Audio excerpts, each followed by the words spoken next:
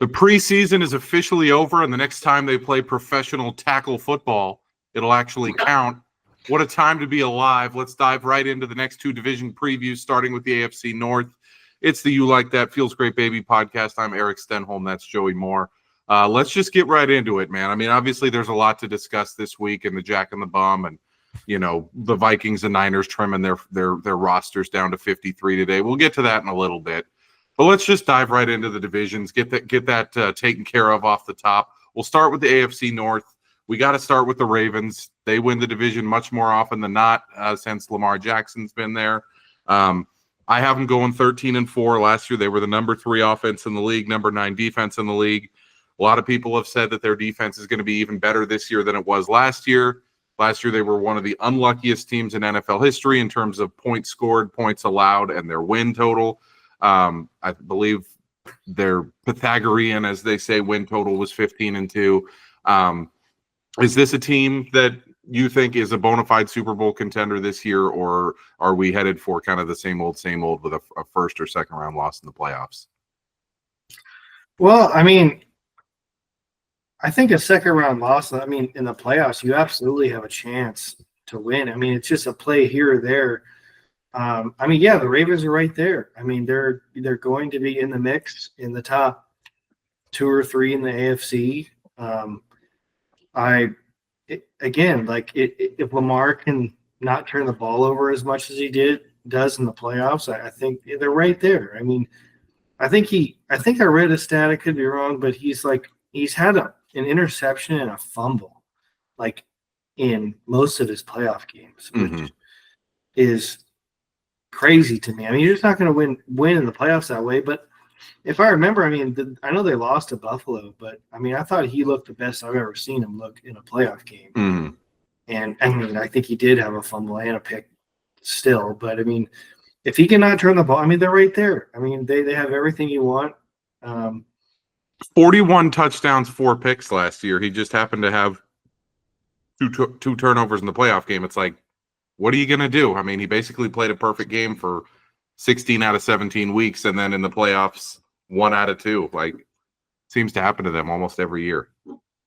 Yeah, they're going to be right. It's just I actually think they'll win the division quite handily. Mm-hmm. Me too. And they'll have probably. I got to think about probably have a bye. The way that the schedule breaks out, I really do think they're going to be the 1 seed. If you look at, Kansas City and Buffalo's schedules, I would say Kansas City's the toughest. Buffalo's is a little bit easier, but Baltimore's, if Cleveland is as bad as we think, if Pittsburgh is as middling as we think, and if Cincinnati's defense is as bad as we think, I really think their schedule is, yes, they do play teams in, the NFC North, which is tough, but there's a lot of scheduling quirks in there that work out for them with rest and bye weeks and whatnot. I think it's a good situation for them. And the way they build the roster week to week is just going to be so consistent because it's not like, insane gunning passing offense. They have Derrick Henry, they have Flowers, they have Andrews, they have Likely, they have a good offensive line. They're always going to be in it as long as their defense is even just a B minus. So I really don't see a situation where they aren't hosting the first playoff game they play, whether that's as the 2 seed or the 1 seed. Yeah. It's just for them, kind of like Buffalo, which is just a huge week 1 game on Sunday night. But they're both kind of the teams. Buffalo beat them last year, but then couldn't get over Kansas City. It's just you just got to play well in January when it matters. Sadly, that's all it comes down to. They're going to be a really good regular season team. They're going to, by all accounts, like you said, host a playoff game, if not 1 or 2, potentially 3. Just got to play well against really. It's just as simple as that. It's like you get to the point. Players in the team probably want to fast forward to January with as little injuries as possible. Advanced Analytics said they were one of the 5 best teams of the 21st century last year, and yet they went 12-5. It was one of those unlucky years. I think it's a lot of the reason that they're so good is because of coaching. A lot of the reason that they fall short in the playoffs may also be because of coaching. back when they had Greg Roman, when Lamar had his first MVP season, I thought the play calling in their playoff game, I believe it was against Tennessee that they lost at home as the 1 seed, was like some of the worst I've ever seen. And man, Monken last year too. I mean, just very curious play calling in a situation where like they were clearly better than Buffalo. I mean, Buffalo won and showed that they belonged there by only losing by 3 to KC next week. But man, I really thought Baltimore was a good enough team to win the Super Bowl last year. They'll probably be there this year. There's not a lot to say about them just because the roster's so good, the coach is good, quarterback's good, one of the best running backs of all time. It's a complete team, and basically we'll learn everything we need to know about them once we get to the playoffs. And by the way, their week 1 game at Buffalo, awesome game, could be one of the best games of the year. Buffalo opened as a 3-point favorite in that game. It is down to pick them, and a lot of people are saying that by kickoff, Baltimore is going to be favored on the road in that game just because there's no weather to deal with. Perfect situation. I mean, you'd rather be in that situation than, facing them in January, which who knows, they might. But the sharp bettors love Baltimore, both for season-long markets and for week 1. Next team we're going to cover is the Cincinnati Bengals. I debated putting Pittsburgh here just because I think Pittsburgh's defense is excellent, and I mean, if they get even a B- out of Rodgers, it could be interesting. But we're going to put Cincinnati here tentatively. They got Trey Hendrickson under wraps earlier today, so he will be playing there this season. Might be trade bait midway through the season because he is not playing there beyond this year. His contract is essentially a 1 year, and then he's getting the hell out of there after this whole negotiation with the Bengals. But he's back. Jamar Chase is back with a new contract. T. Higgins is back with a new contract. Joe Burrow is, I believe, the second or third highest paid player in the whole sport. Everything other than that seems pretty fucking weak. Let's just come right out and say it. I mean, I have them going 10-7 just because I think they have, in my opinion, second best quarterback in the NFL. I think they have the second best wide receiver in the NFL. I think they have one of the best defensive players in the NFL, and I just think they're in a division that gives them a chance because they're going to get to play Cleveland twice and Pittsburgh twice. There is crater potential, though. You have them going slightly worse, but you do think there's a chance the bottom falls out here. Yeah, I think their defense is awful. I know they made a change at defensive coordinator, but even with Hendrickson, they're just not very good. And correct me if I'm wrong, but can he be franchised? No, he is really gone. Yeah. That screams if they don't get off to a good start, he's going to be dealt at the deadline.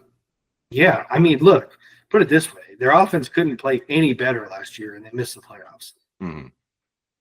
I mean, an A++ from Burrow, Chase, and Higgins last year, and they went 9-8. Yeah, I mean, I think you're crazy to think they replicate that. Probably can come close, but there are pieces to be excited about other than those main guys. By the way, I mean, Chase Brown seems to be a very exciting running back, but I mean, they have no corners and they have no interior defensive linemen and they have no linebackers. That hurts. Yeah, they're a real sexy team at the cool positions, but the meat potatoes where you win football games, they're just not very good. They're the Cowboys of the AFC. They're going to throw the ball all over the place and score all over the place, but they can't play defense. Yeah, some people are really like, oh, they'll be back in playoffs for sure. I'm not convinced. And again, that's if their offense plays anywhere close. I mean, they were amazing last year, and I mean, I think they got hot a little bit kind of towards the end to make it kind of close, but they really were nowhere near the playoffs. And Burrow has been unhealthy in 3 out of his 5 seasons as a starter. So it's like, would not be shocked at all if he missed a few games. And if he misses a few, I mean, this team, I think they could go 11-6. I have them going 10-7. They could also go 4-13 if Burrow misses a few games. Like, it is one of those teams that they like that guy Browning, who used to be on the Vikes. He had a good stretch there when Burrow was hurt, and I believe in 2022 or 2023. But this team has bottom-out potential. It also, I mean, the glass half full take is that Lou Anarumo is one of the worst defensive coordinators in the NFL. He's moved on. Terrible hire by Indianapolis to make him their new defensive coordinator. But I mean, I just don't see it. I think it's a team that has a very limited ceiling and also a very low floor. Like the floor could completely bottom out here. The opposite of the Bengals is the Steelers. Under Tomlin, you're never going to be truly bad, but I mean, they're never going to be truly great. I mean, Rodgers is 41. He's the big splash acquisition of the offseason for them, along with DK Metcalf. You look at Pittsburgh last year, okay, 16th on offense with a combination of Fields and Wilson, 8th on defense. Theoretically, and I'm as big a hater of Aaron Rodgers as there is on planet Earth. Theoretically, I mean, this is one of the 3 or 4 best quarterbacks in the history of the game. If he is able to play at his 2022 level, pre-Achilles injury, Pittsburgh should win like 12-plus games. I strongly doubt he's going to be able to play to that level, but the reason that their over-under is set at 8.5 and not 7.5 or 6.5 is people still think Rodgers has something in the tank. Are you someone who believes that there's any way this team can contend in the division, or is this basically yet another year of Tomlin middling? I think they're going to have the same season they've had the last, what feels like 10 years. I think they're going to be about 500. I think I got them going a game under, which would make for Tomlin's first losing season ever. But, I mean, I think absolute best is like they get the 7 seed and just get hammered. Mm-hmm. I just don't – and that's putting a lot on their defense. I mean, again, their offensive line isn't very good, and Rodgers doesn't move anymore. I mean, I don't think he'll stay. I don't know if he'll stay healthy. I wouldn't bet money on that. And yeah, they're just they're stale. It's still. I know they changed the pieces. I mean, Metcalf, is an upgrade there, but they did trade Pickens, who I liked. I mean, I to me that seems kind of just trading a part for another part. It doesn't feel like at this point in their career. I know Metcalf, didn't he miss decent amount of games last year too? I just don't see it. I feel like it's just deja vu. They just have the same season they've had. So I've been listening to a few preview podcasts from ESPN and other spots, and a lot of the things that they bring up with the Steelers are Tomlin's record. So the final 3 years of Ben Roethlisberger, his record was 35-16, and they point out that Roethlisberger at that point played exclusively, like every single down, out of the shotgun, and because of that, they couldn't run the ball. And then 2022, Kenny Pickett comes in, and he can't play, and they can't run the ball. And then the last 2 seasons, they've had horrible quarterback play from guys like Rudolph and Fields and Wilson and whatever, and they can't run the ball. This year, you bring in Rodgers. Are they all of a sudden going to start running the ball better? I mean, this Caleb Johnson that they brought in to be the new feature back, along with, I guess, Jalen Warren on passing downs. I don't see it. I don't think they're going to be able to run the ball. And every time you look at a quarterback that's been successful at this age, it's been with an elite running game, an elite offensive line. Rodgers doesn't have either of those things here. Like when Favre did this, he had Adrian Peterson. When Brady did this, he had playoff Leonard Fournette, who for whatever reason in the 2020 playoffs was just an absolute beast. I don't see anything resembling even close to like an elite core. And I don't care how good Tomlin is at getting the most out of a mediocre roster. Like, he's got to either get out of there and find another place to work, or the GM there just needs to finally blow this shit up. Like, it's got to be so frustrating for Steelers fans every season to go, well, we can't run the ball. We're going to play good defense. We're going to win every game 20-17. We're going to go like 10-7, and then we're going to get rocked in the first round. Like, must be miserable. Again, yeah, I mean, it honestly feels like they're going to have the same year. The same. I mean, it feels like it's been 10 years since they won a playoff game, and it feels like 20 years since they had a pick in the top 5 or 10. Mm-hmm. Like, they're in no man's land, really. And it's just the whole thing with Rodgers. I mean, if he hits, I mean, if you had the most black and gold colored glasses, what could potentially be their ceiling? I mean, I'll try to make the case for it.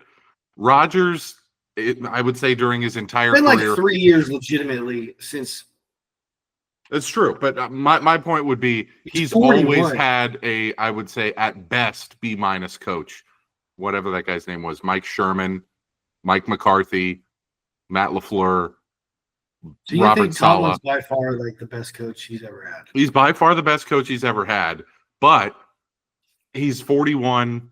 I don't know. Offensively? No, I don't know. I mean, Matt their LaFleur, offensive I feel like coordinator Matt is LaFleur knows offense more than LaFleur is I a good love coach, Mike Tomlin. but I love Mike Tomlin, but I just look, it's been how many years, and I feel like I'm watching the same thing.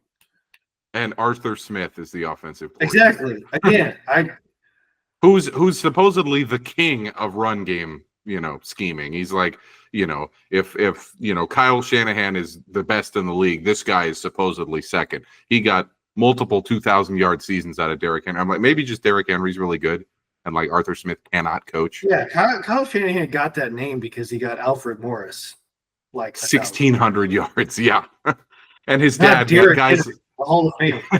His dad got guys like Mike Anderson and Olandis Gary and Clinton Portis.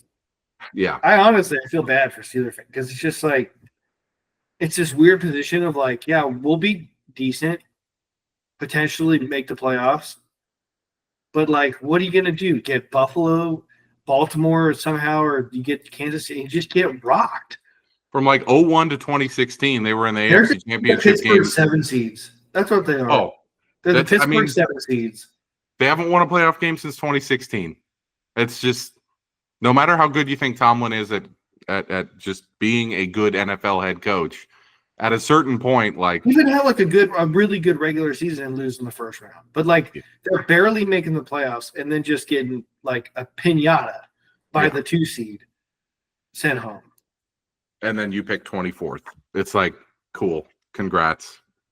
I think they're headed for Didn't another their first round pick go down in the preseason game too? They're defensively, there are some worrying signs as well. But I have them 9-8. Joey's got them 8-9, and then we'll round it out with Cleveland. This is a quick one. They announced Shedeur made the roster. Woohoo! Dylan Gabriel's the number 2 there, and I guess Flacco's going to start the season as the number 1. Watson on the pup. It's unlikely he's going to play this year. I think Flacco probably only goes 4 games before they turn it to Gabriel and give him a shot. This is going to be, last year they were 32nd on offense, 28th on defense, and I don't think they've done anything to improve the roster. This is going to be one of the worst teams in the NFL, but their entire point of existing at this point is to get the hell away from Deshaun Watson and get that contract off the books. They're going to go 3-14, in my opinion, this year. I think this is probably the worst team in the NFL. I think it's not necessarily by design, but Kevin Stefanski can't do anything with the way that the roster's been constructed by Andrew Berry, who, by the way, 3 or 4 years ago was universally seen as one of the 5 best GMs in the NFL. I wouldn't say he's even in the top half at this point. His last few drafts have been a disaster. Obviously, the Watson move is one of the worst trades and signings in the history of the sport. Well, there's a lot of pressure from ownership. That felt like I write the checks, make the trade. Same with the Shedeur pick. Clearly they didn't want to pick him. That's just weird. That's just so unnecessary. Yeah. I so if you like Dylan Gabriel, why do you take that? It makes 0 sense. It sounds like he's hearing a lot from his boss, which is not a good way to run a football team. And the proof is in the pudding. They sucked ass last year. Really, other than Flacco's kind of miracle run in 23, where he came out of retirement and was just slinging it everywhere. This team has been awful since the Watson acquisition. More and more removed from Baker Mayfield, we realized that he was going to be their franchise guy. They just gave up on him. They're going to be awful. I got them 3-14. I think this is a potential. If they start off slow, because they actually do have a relatively easy start to the schedule, they could go 1-16. I would not be surprised at all. You obviously have them struggling as well. Yeah, I got them a game better. Just I think their defense is still halfway okay. Might have the best defensive player in the league right now, probably. I love their first round pick, Mason Graham from Michigan. Mm-hmm. Love I mean, Denzel Ward's a good corner. I still think there's something there. And yeah, I actually, in a weird way, believe in Flacco more than I believe in Rodgers right now at this point. I mean, he throws the deep ball still real well. Throws a very pretty ball. And I just, I mean, to be honest, I mean, like, you got to really suck, and maybe they do, to go like 2-15, 3-14. So I got them 4-13, but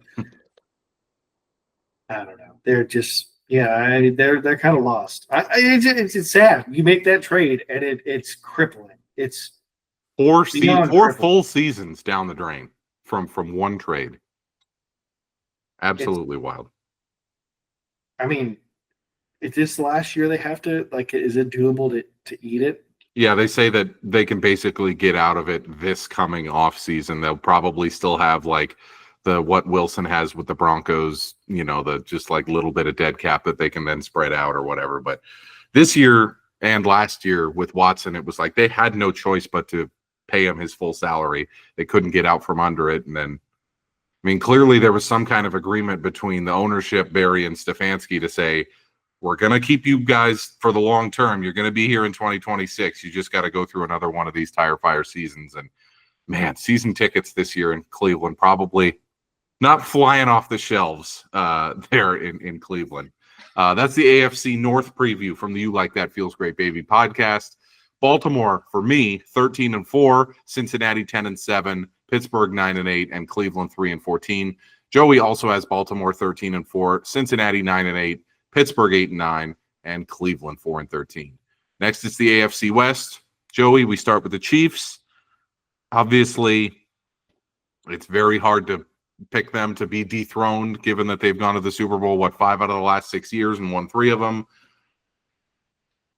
It feels like the first time I can say that maybe they don't win the division. Like last year they were, what were they, 15th on offense, 4th on defense. I think there's been some attrition. I think Mahomes actually showed that he is human last year. Like, he didn't have a very good statistical season. There is a limit to how few weapons you can give him and still get, robust numbers. He threw for under 4,000 passing yards last year.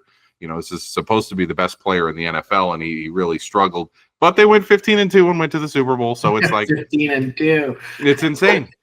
I mean, last year, that's by the way, thing. I mean, yeah, he had his worst year ever. They finished 15, and their defense was awesome. They were 15-1 and rested the starters in week 18. Easily could have been 6. Well, I don't know. Denver. I think they played Denver last year in the last game. They had to win that game.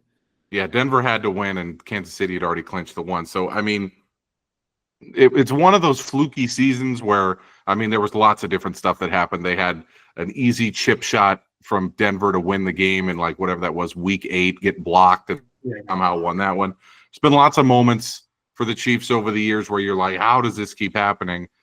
I really do think this is Kelsey's last year, and he is going to fall off a cliff. Like, if you watched last year, did anything happen with him? In the news? This is not a podcast that will discuss pop culture events. Nothing happened today. No, I don't know. I look at this roster and I say, okay, Rashee Rice supposedly is not going to get suspended at the beginning of the year. He's definitely getting suspended 4 to 6 games at some point. They may push it to 2026. A lot of people say it'll possibly be weeks. I don't understand that.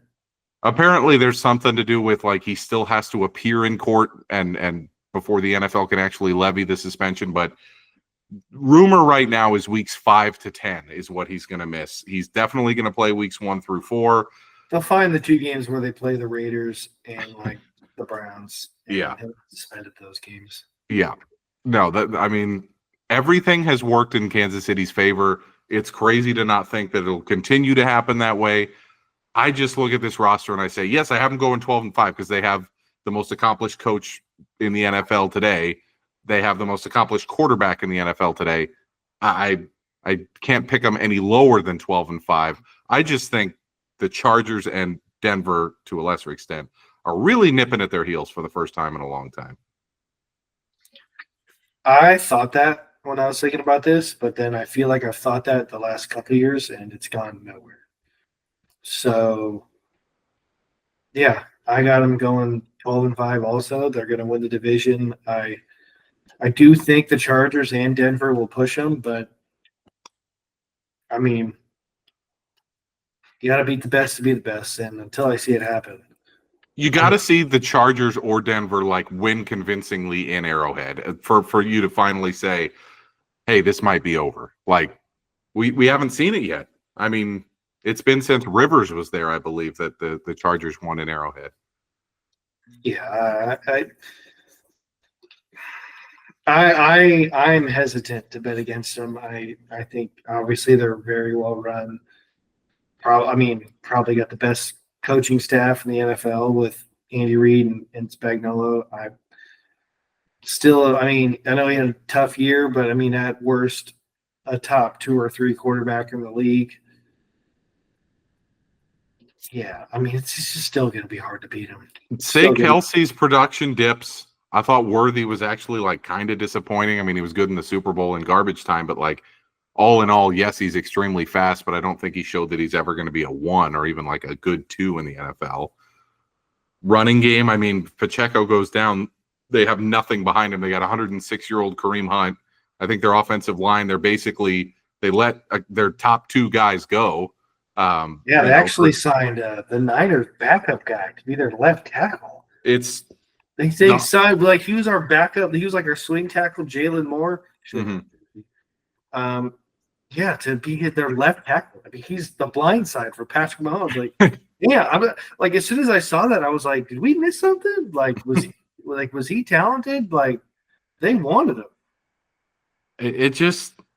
You can say, until we see otherwise, you can criticize the offensive line. You can criticize the weapons. You can say Kelsey's production's going to drop. You can say, okay, the defensive line with Chris Jones, another year older. Karlaftis, another year older. They're getting long in the tooth.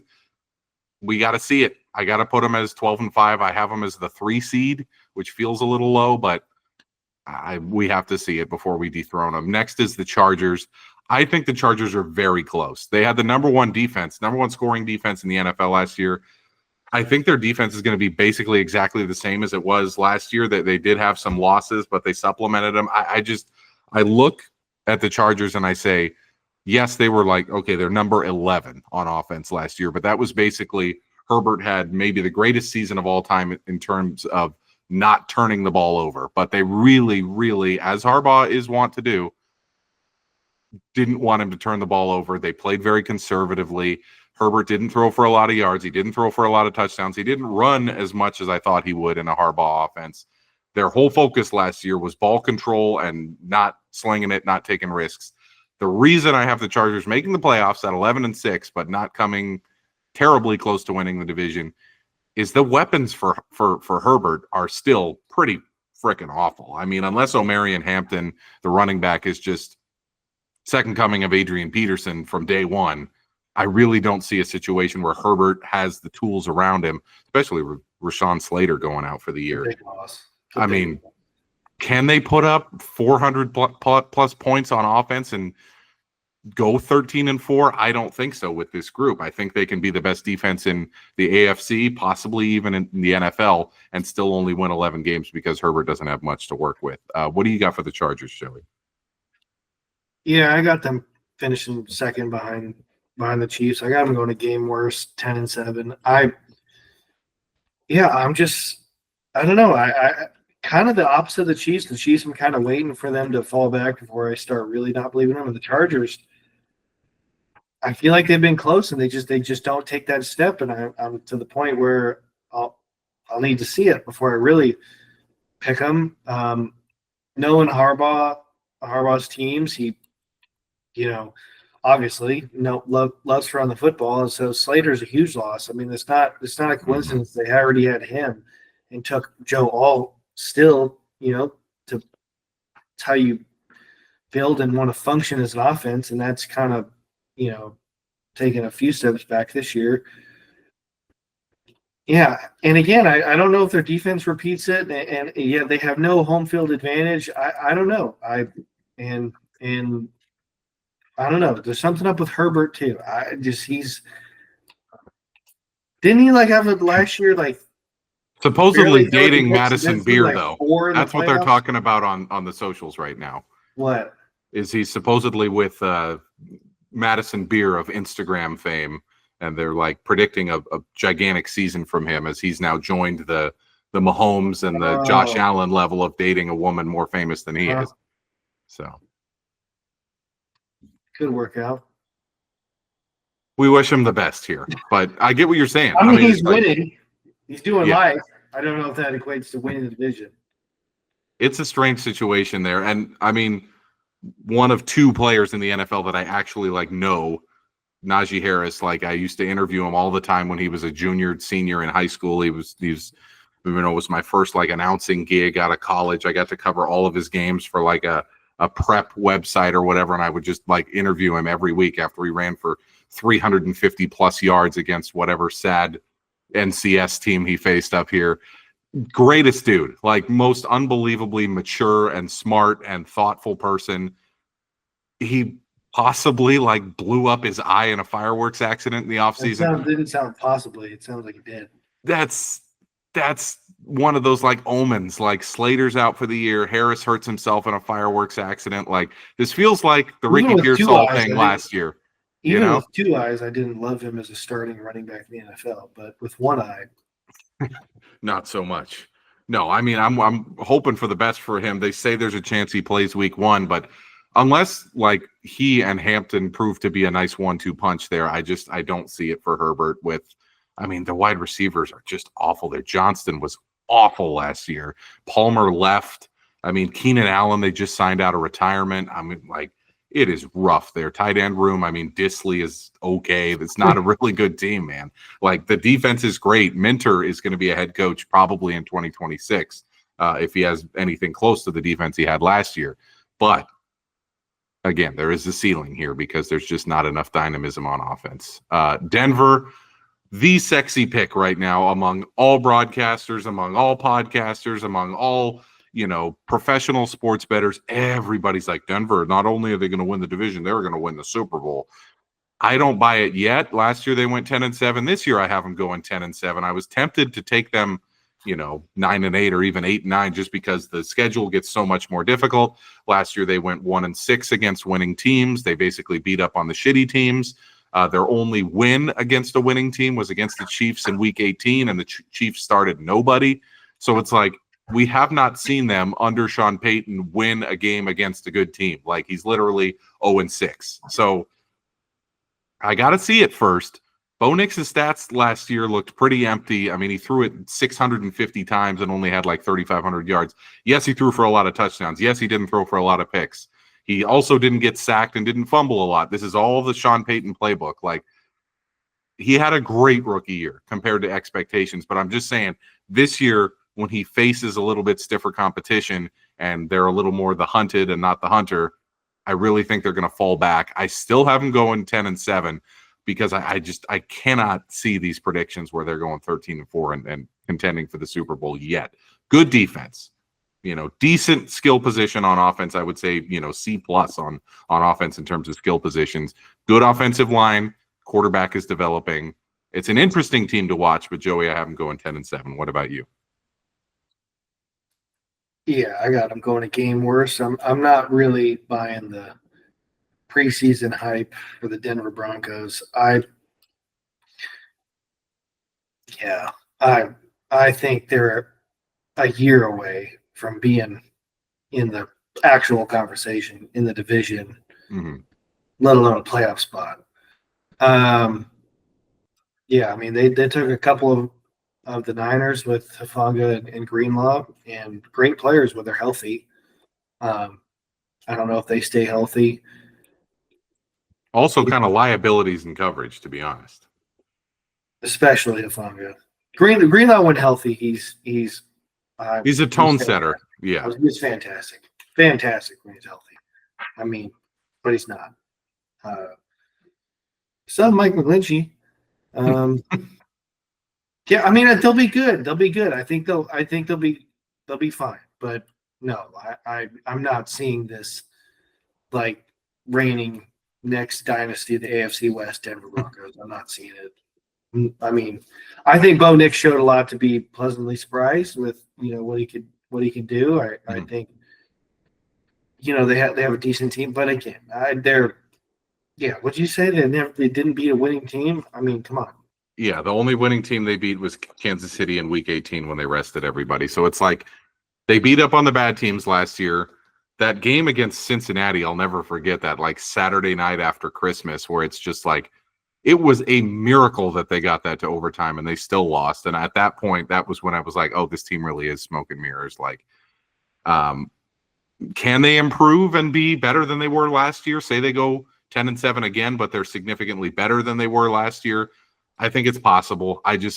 All this hype of them being the dark horse contender, I just do not buy it. 10-7, I feel, is generous. One team that I am a little bit higher on than the consensus is the Raiders. I have them going 8-9. I just think the level of competence there has gone way, way, way up. People forget last year they were 29th on offense, 25th on defense. Antonio Pierce was the head coach. The thing that people forget, Gardner Minshew and Aiden O'Connell and Desmond Ridder were the quarterbacks. Like, I think people think, oh, was last year the Jimmy G year? Or what who was quarterback last year? Was it Derek Carr? No. They had the worst quarterback situation in the NFL in 2024. They're going from that to Geno Smith, who advanced analytics, people love him. I think he's a mediocre quarterback, but going from 32nd in quarterback play to like 16th, it's awesome for them. Going from, I think, the probably other than Gerard Mayo, the worst coach in the NFL, to Pete Carroll, huge upgrade. Am I saying this team's going to make the playoffs? No. Their offense is pretty suspect. They got Brock Bowers, who is an absolute star. He might already be the best tight end in the NFL. But their wide receiver one just asked for a trade, and their wide receiver one is Jacoby Myers. Like, it is not a dynamic team at all. But I just think the level of competence with Pete Carroll there, with Tom Brady there, with, Graham as a respected defensive coordinator, I think this team's going 8-9. I think the stock arrow is pointing way up for them this year. Joey, what about you? I got them going 7-10, but I do agree with most of what you said. Geno Smith is not a guy you'd want. Probably, I mean, I feel like he's the current like Alex Smith, like where he's pretty good. Like, he's not going to be that top 5-10 guy, but he'll be like a solid 12-15. And like you said, a tremendous upgrade last year. I saw Ashton Genty a bit play the Niners in the preseason. That guy's a load. Like, I saw the numbers in college, but just because it's Boise State, number one, I didn't watch that much. And number two, I'm like, cool, you ran for 500 yards against, like, Sam Houston State. Who cares? But there was a play, like, he bounced it outside and took on the Niners' best corner, Lenore, and trucked him. I mean, ran him over and kept going, and eventually they got him down. But I'm like, oh, this guy's a problem. Huge upgrade. Brock Bowers, yes, I still would pound the table to think George Kittle, with everything he does. I mean, who at his age had a hell of a year last year. But hell of a year. Brock Bowers is kid from Napa, right there. I mean, he's first team All Pro. So, and I would add, if things in Dallas get a little hairy, I think Tom Brady and the Raiders would call him about Micah Parsons. Interesting. I think they're ready. I think Brady wants to make a splash. I absolutely think if things get a little, like, even more weird than they already are in Dallas, I wouldn't be shocked if Micah Parsons was a Raider. He seem like a Raider. Could Mark Davis come up with the cash?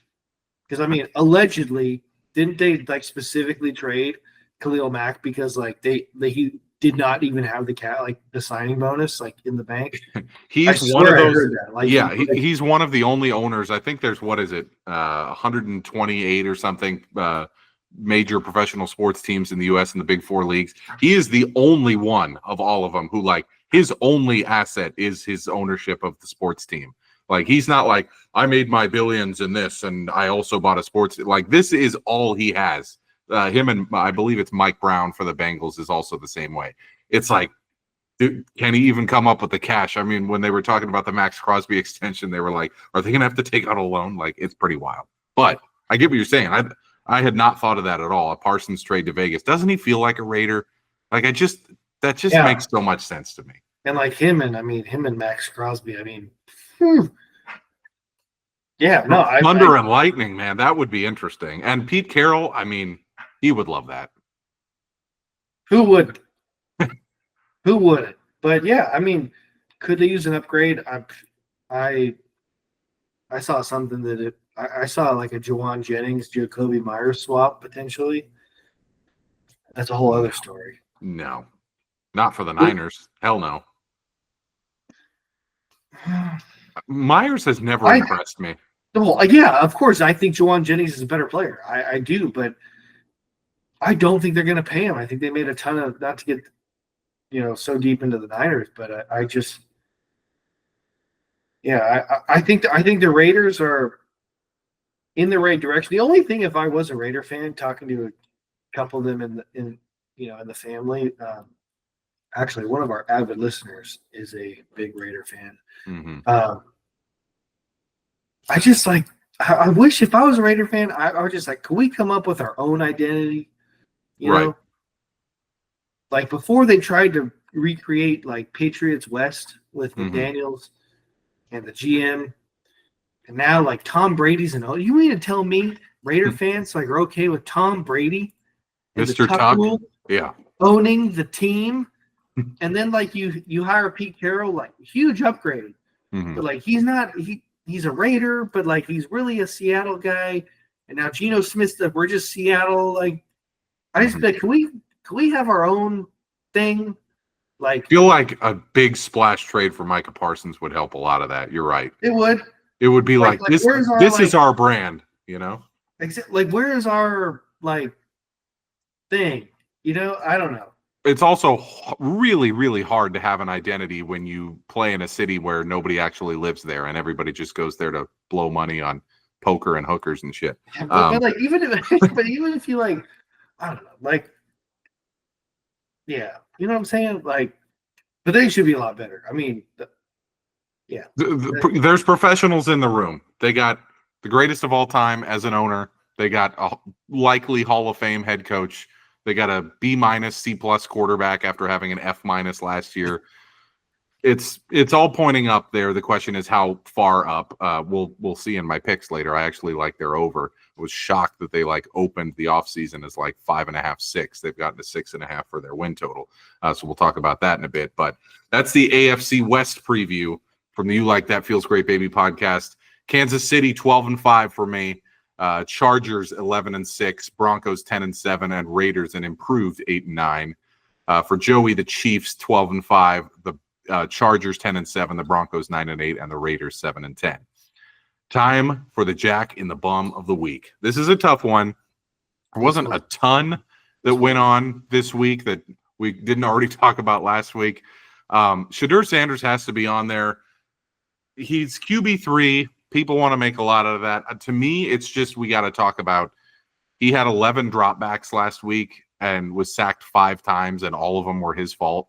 I mean, I watched his drives. I mean, he was so good in week 1 of the preseason. He was so mediocre in the second week, and he was maybe the worst player of the entire preseason in week 3. Like, it was disgustingly bad, and I think it kind of showed everybody what maybe the rest of the league saw in the guy. He thinks he is Deion's level of athleticism back there. And it's like, dude, this is the NFL. He's a lot closer to Bronny James than his dad. It's so true, dude. He thinks he Honestly, I didn't choose him. I'm just so tired of talking about him. It's not personal. But this guy's a 5th-round draft pick. He's 3rd string on a bad team. Like, if his name was Joe Dick, we would not be talking about him at all. Not at all. It's because he's got a famous dad. The whole thing, I'm sorry, maybe he fell partially, the whole draft thing, the whole thing was just awkward. He's got what do you have pasted all over his house? like legendary, Mm-hmm. Mm-hmm. you're a third string quarterback on the worst team in the NFL. Like, it's not personal, but like, come on. And then to play like that, I mean, I don't know. He needs some humble pie. His brother? Did his brother punch a guy? His brother was having a better preseason than him, and then he got cut after punching somebody. I mean, not a good offseason for the Sanders folks. Obviously, he had to be there. Which is good. So that's cool. Beat cancer. That's a win. That's a win. But yeah, Shedeur, I'm just I it's nothing personal, but I'm just so tired of this like being a big story. And I think once the regular season starts, we're not going to talk about it much because there will be actual games. There's just nothing to talk about in June, July, August. Sean Payton is on here. I saw this, a couple podcasts had mentioned this. I see that every year he basically like gives out an unwarranted comp to one of his players. So last year he repeatedly, talked about Bo Nix as the next Drew Brees. This year he's talking about, some guy that he found off of someone's practice squad, undrafted, as the next Taysom Hill. They're like, oh, okay. And then he cuts him. He then, he talked about, I believe, his rookie wide receiver that they drafted in the second round as Michael Thomas. Like, I'm so tired of Sean Payton every year acting like I am God. I can find undrafted players and turn them into Hall of Famers, and then the guy ends up being nothing. Like, I'm so glad the preseason's over. There's just nothing to talk about. Well, it's not even that. It's just like, it reminds me, in the draft, like you'll hear, pro comp is with like some coaching, like this guy could be Christian McCaffrey. Like, why did he go in the 7th round? Like, this whole like just get me to week 1. Just get me. When in reality, for most guys, the comp is some guy who got cut after one season in the NFL. I was just like, this guy might be bagging groceries next week. And yeah. You're like, I don't like to say that because like I do, like all these guys are way better at football than I could ever even think about being, and work their whole lives. And like this, honestly, if you're in the league, you're in this situation, and you're not like a Pro Bowler, like it's got to be like a tough week. But still, I don't want to talk about you. And I mean, we also got to stop with the comps in general. I put Sean Payton in here because he does it, but like, Mel Kiper's the king of this. Like Jimmy Clausen was going to be Dan Marino. Like, I'm just so tired of this. Speaking of Shedeur and Mel, didn't he he had him number 1 in like the whole like day 3 of the draft? We had to watch Mel be angry he went this late. I'm like, oh, meltdown upon meltdown. It was crazy. His hair dye was just sweating out of his hair. You're like, he is so mad. No, because his comp for him was probably fucking Johnny Unitas. I don't know. We got to stop with the comps and just be like, oh, he throws a nice deep ball. He struggles with the intermediate read. Just say what you think about him. Don't give us a comp. And then the Jets are on here. So I put the Jets on here. Justin Fields' tape in the preseason was an F-. Like, even for Justin Fields, it was awful. Like, he was the worst quarterback in the preseason as a whole. Like, Sanders had a worse game or whatever. There was the guy for the Colts had like a horrendous first preseason game. The worst as a whole was Fields. Like, he played in all 3 games. It was like 1 drive, 4 drives, and 2 drives or something. It was awful. What are we doing if you're the Jets? Like, Aaron Glenn is the head coach who coached, I would say, a mediocre to below average defense in Detroit the last few years. The worst defense in the league. The first 2 years he was the D coordinator there. You got Justin Fields, who has failed at every stop of his career. The only time he had even a modicum of success was with Mike Tomlin, and Tomlin immediately benched him at the first opportunity he could. What are you doing if you're the Jets? That would have been my pick just because there's not a lot to talk about this week. But you're going with another franchise that's in a bit of a tailspin. Maybe on purpose. But yeah, my bum of the week, just because there's nothing to be excited about there, is the New Orleans Saints, who announced today that the Rattler is going to be their starter week 1, which doesn't sell tickets if I'm being honest. And yeah, I don't know. I don't know if they're trying to put all their eggs in the Arch Manning basket, but yeah, I just Kellen Moore doesn't excite me. He seems about as exciting as stale milk. I don't know. What a job. I mean, he took that job maybe with assurances that I feel like if you think you're a good head coach in the NFL, you don't take that job. Yeah, I agree. It's one of the worst jobs you could, because they're, like I've said for years on this pod, they are the ultimate team at kicking the can down the road. Like, they're still paying off Michael Thomas and Drew Brees because of how badly they butchered the final 3 seasons of Brees' career with the cap. And they're just kicking the can down the road. And now you've got these last 2 disastrous years with Carr, and then this year's going to be a disaster. They couldn't start Shuck. He was awful in the preseason, like just awful. I mean, they have to start Rattler. Today, local kid. Yeah. I wouldn't be shocked if the Niners maybe eventually 3rd, 4th string. You literally had the coach's dad as the 3rd guy. Carter Bradley, Gus Bradley's kid. Oof. Whatever. If you're down to your 3rd quarterback, unless it's Brock Purdy, you're probably screwed. Saints have to be the winner. I mean, honestly, it's a tough week because there ain't much going on. They could be one. Well, you could just game the whole preseason as the bum of the week. Honestly, I would have been fine with that.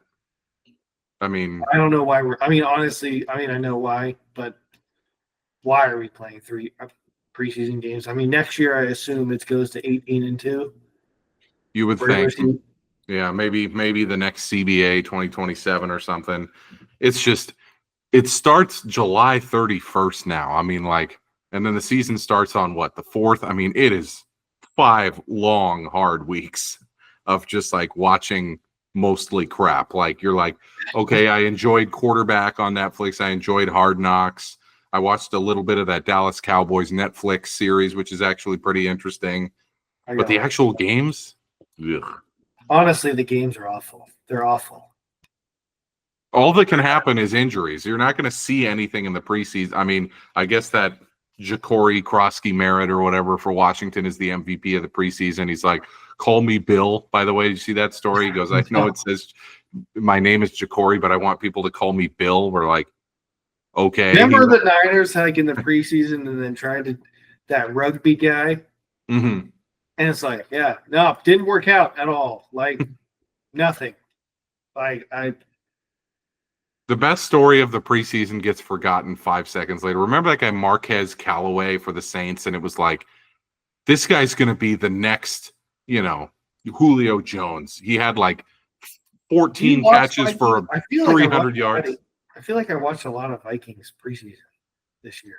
Because they were on a couple NFL Network, and then they were on the CBS game. Yeah, against Tennessee.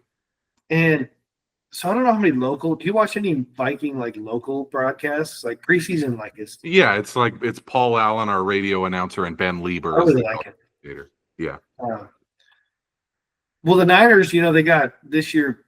Greg Papa's got cancer, so they had Guy Haberman. Oh, I didn't know that. You didn't know that? Yeah, Greg Papa's got cancer, so he's gonna miss the whole year broadcasting. Radio. Wow. So I don't know who's gonna do radio during the season. It might be Bob Fitzgerald. Who he does. I think he does radio preseason.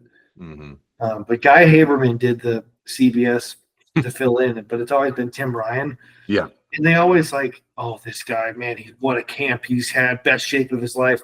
Every single one of those guys they circle in the gets cut. Yeah. Every one of them. With the Vikes, everybody was talking about this, we're going to have a new punter, this guy from South Africa, he's going to take over. He's going to be the first NFL player in 20-something years from South Africa, an international pathway prospect. He got cut today. They always talk about these stories. Yeah, the Niners had this guy, Dave. I think his name was Sebastian Valdez. This guy's nickname's the Hulk. He's just having a great camp. This guy's undrafted free agent. He's just what a story. Cut. Mm-hmm. We cut the Hulk. Yeah. Practice squad, maybe. I don't know. Might get squeezed. It's so tough. It's so tough. And you got certain guys you root for, and it's just that's the way it always is. So that's it. Joey's jacking the bum of the week, the Saints. Light week. We'll have better stuff next week as we finally get to week 1. It's time for You Like That picks of the week. 2 more season win totals for you. Cleveland under 4.5. To me, the clear worst team in the conference. Brutal schedule. Dismal quarterback room. Offensive weapons are a disaster. It's Myles Garrett and a bunch of nobodies. They're trying to finally get out from under the Watson trade for 2026. This year, they're punting on the year. I think they go 3-14 or worse. I like them under 4.5 plus money. They were 5.5 earlier in the offseason. I wish I would have bet that, but I'll take them at 4.5. And then finally, a positive bet. We've taken a lot of unders on this pod, but I'm taking the Raiders over 6.5. Pete Carroll doesn't lose too many football games. If you know anything about that guy, he does not tolerate losing. I think this total is a bit too low. Yes, they have a very difficult division, but Geno and Carroll get the team respectable quickly. Ceiling is low, but the floor is extremely high. I think at worst they go 7-10 there. So I like the Raiders over 6.5. So that's the You Like That picks of the week on our AFC North and AFC West preview podcast. Cleveland under 4.5 and the Raiders over 6.5 wins. Joey, it's time for your Feels Great Baby, your wildest take you feel best about currently. And you're sticking with something we were talking about earlier in the pod with a contract dispute. Yeah, I think it's going to get super weird in Dallas, and I feel pretty great about Micah Parsons pulling a Chris Jones week 1. He might actually go to the game, but I think he misses it. I don't think Micah Parsons is going to be there week 1 for the Dallas Cowboys. I think this does get weird. I think maybe more so than Dak and CD. I think Micah Parsons seems a bit more in his feelings about this. Somewhat rightfully so. Somewhat like, look, man, like we're talking. It's all relative, but we're talking like $40 to $50 million a year. Like I don't feel too bad for you, but. Yeah, and I think Jerry Jones absolutely is in his feelings about this whole thing. And I don't think this gets resolved the next couple of weeks. I honestly don't know what the resolution is because he has to play through the year. We saw Cook get his deal done after a lot of animosity. We saw McLaurin just get his deal done after that was really acrimonious between him and the ownership group. We saw Hendrickson, reluctantly, but they still gave him a $14 million raise. The best thing that Hendrickson got about that whole thing was that he gets to be done after this year. Because I think he's done with the Bengals. That's why I asked you, like, could he get – who cares if it's a one-year deal? I assume he could get franchised, but you said no. There was some sort of stipulation in the contract. Like Dak, didn't Dak have like a you can't franchise me? Yeah. And that's basically it seems like Hendrickson is betting on himself and saying, I want more than anything to be out of here, but I'll take my $30 million this year, get 18 sacks, and then get paid next year. But you're right. I think this Parsons one feels closer to the Chris Jones, the Le'Veon Bell, the ones that linger to the point where it really affects the team. And whenever the contract does come down, your first thought is, here comes a pulled hammy. Yeah. They're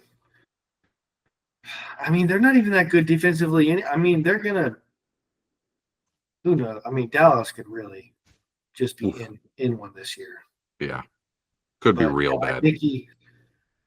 I think he misses week 1, the big – and to be honest, part of me, Jerry Jones, probably it's that kickoff game. He might, Micah skipping the, missing the team, blah, blah, blah. Like it's going to be all up in the news on every TV.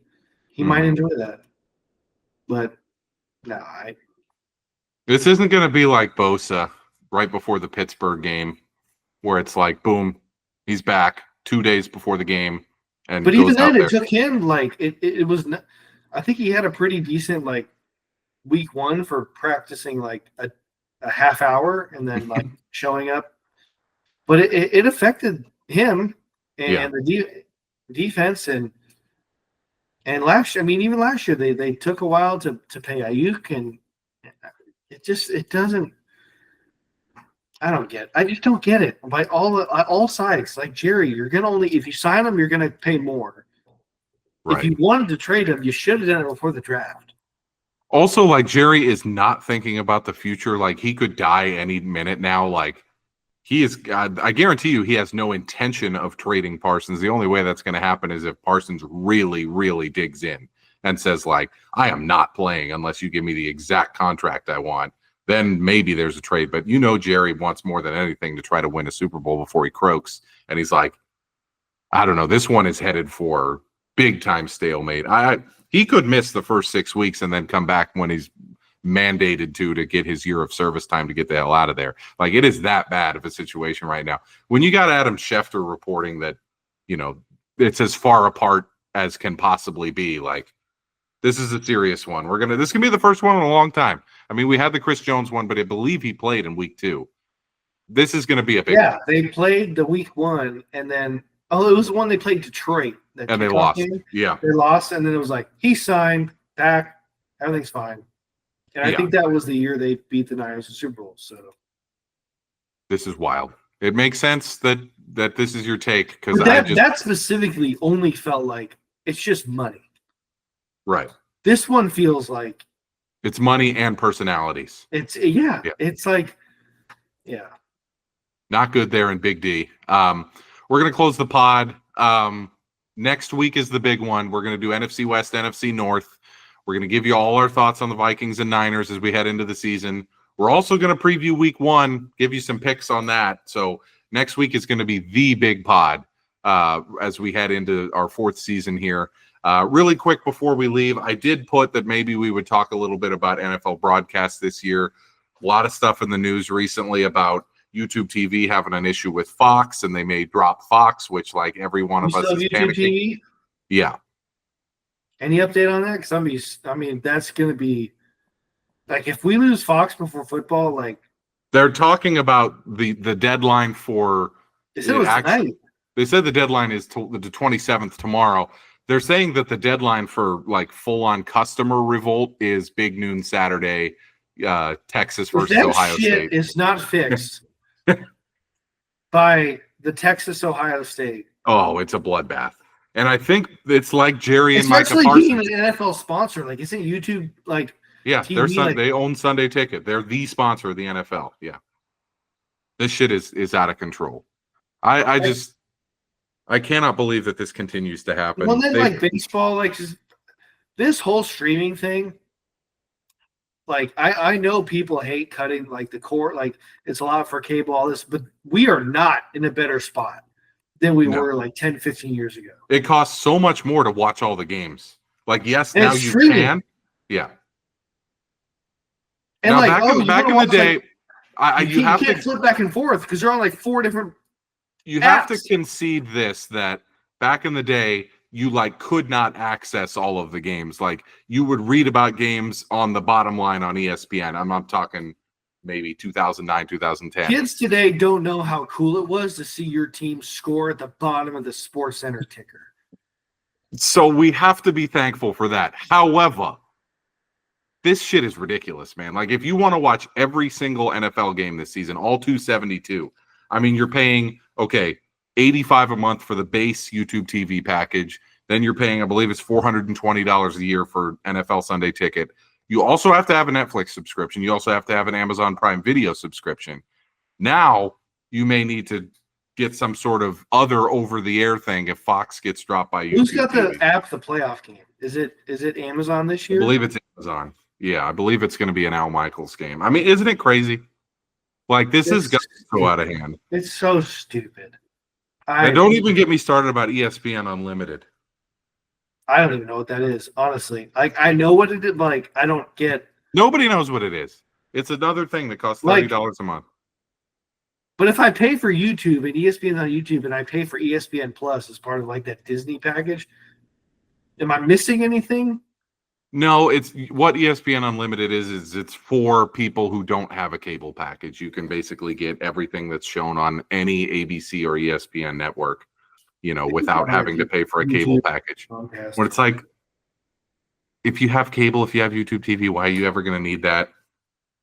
Who are these people out there who are like, I don't have cable, but I want to watch sports, or I don't have YouTube TV, but I want to watch sports? Like, if you do want to watch sports, you already have one of those things. Yeah. So what a fucking shit show, dude. I mean, you're all in for over the course of the 5 NFL months, $1,200 to $1,500 to watch all of the games. Like back in the day, it was free. You put a little thingy on top of your TV that looked like this, and then you could watch every game, that was like at least in your local area. Pretty wild, dude. I cannot believe these developments. Are you a Sunday ticket? Well, you have to be, actually. Of course. My dad's birthday is actually today, but I was up there this weekend. Your dad's birthday today? Yeah. It's my sister's birthday today. Whoa. August 26th. Yeah. For my dad's birthday this weekend, we just went out to dinner. I got him, my brother and I got him NFL Sunday ticket this year because last year he refused to pay the whatever it is, $420 for it. So he would just go to Buffalo Wild Wings in Fremont and ask someone to turn on the Vikings game. I said, let's not do that this year. So I got it for him, but it is so expensive. It's kind of ridiculous. I bought it a couple years ago when it was I want to say $80 because it was the last month and a half of the season. Mm-hmm. I'll be honest, I didn't watch it as much as I thought I would. You don't need it. You live in the home market of your favorite and team. The big games are probably already on Sunday Night Football or Monday night. They're not there was one game, I think it was the year the Niners and Philly were battling for the one seed. I think I might have flipped on the Philly game instead of what I would have regular got 1 week. Yeah. But to me, you have to have Red Zone. I know you disagree on this, but I watch if the Vikings are not playing, I watch Red Zone for every minute of NFL Sunday. Really? But I'm not a Red Zone guy. That's a hot take. Oh, we've debated this in the past, and I know we're never going to agree on it, but NFL Sunday ticket is a must if you don't live in the home market of your favorite team. Everybody else, it's kind of a That's what it's built for. Yeah. If you're a Vikings fan who lives in the Bay Area or LA, you have to have it. And now my dad's got it, thank goodness. But I just think this whole situation with all the different broadcasters, all the different things you have to buy to watch all of the games, and also that the NFL can reach their goal of having $25 billion a year in annual revenue. So good job, capitalism. This has been another episode of the You Like That Feels Great Baby podcast. The big one next week, NFC North, NFC West, and week 1 predictions. We'll see you guys then for the big one. Until Eric signing off.